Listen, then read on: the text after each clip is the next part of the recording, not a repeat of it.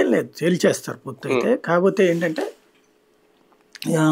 ఒక సుదీర్ఘ కసరత్తు జరుగుతుంది. ఇప్పుడు భారతీయ జనతా పార్టీ 8 పార్లమెంటు తనకు సొంతగా అడుగుతుంది.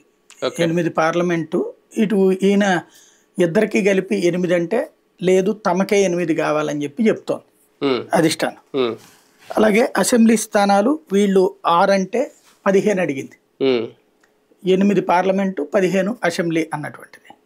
ఫైనల్ గా వాళ్ళు జిల్లాకు ఒకటి చొప్పున అంటే ఉమ్మడి జిల్లాగా ఇంతకుముందు విడిపోక ముందు ఉన్నటువంటి జిల్లాకి ఒకటి చొప్పున అన్నటువంటి లెక్క 13 అడుగుతున్నారు అనమాట టోటల్ గా. ఇప్పుడు ఆ లెక్క దగ్గరకు వచ్చేటప్పటికి ఇక్కడ చంద్రబాబు ఏమంటారు వాళ్ళతో అట్లా ఇచ్చేసేస్తే తర్వాత తీసుకుని ఓడిపోవడం అవుతుంది కదా, బలమైన అభ్యర్థులు ఉండాలి కదా, మళ్ళీ కులాల ఈక్వేషన్స్ అతనంతా ఇదంతా చేసుకొచ్చాడు క్యాస్ట్ ఈక్వేషన్స్. కాబట్టి ఆ క్యాస్ట్ ఈక్వేషన్స్ ప్రకారం మన దగ్గర ఉండాలి అట్లాంటి క్యాండిడేట్లు.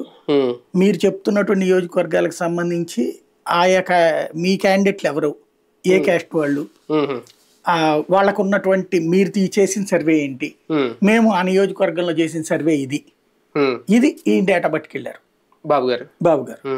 అది డిస్కషన్ నడుస్తుంది. ఇందులో ఎక్కువగా ప్రేక్షకుడి పాత్రలో 2 ఉన్నారు. పురంధేశ్వరి, పవన్ కళ్యాణ్. అది కరెక్ట్ గా ఇచ్చేసారు. సోమవీర్రాజు మాట్లాడుతున్నాడు ఆంధ్ర వైపు నుంచి లెక్క. అంటే మనం ప్రేక్షక పాత్ర అనుకుంటున్నాం పవన్ కళ్యాణ్ గారి, కానీ ఆయన హీరోలు అనుకుంటున్నారు. అక్కడ దాకా తీసుకెళ్లారు, గదిలోకి తీసుకెళ్ళాక వాళ్ళిద్దరిని కార్యక్రమం చేసుకోమని ఈయన పక్కన కూర్చున్నారు ప్రస్తుతం. ఎందుకంటే ఆయనకి అందులో పాత్ర ఏం లేదు, ఆయన లెక్క తేల్చేసుకున్నారు కదా. కాబట్టి ఇప్పుడు వీళ్ళిద్దరికి సంబంధించినప్పుడు ఆయన ఇంకేం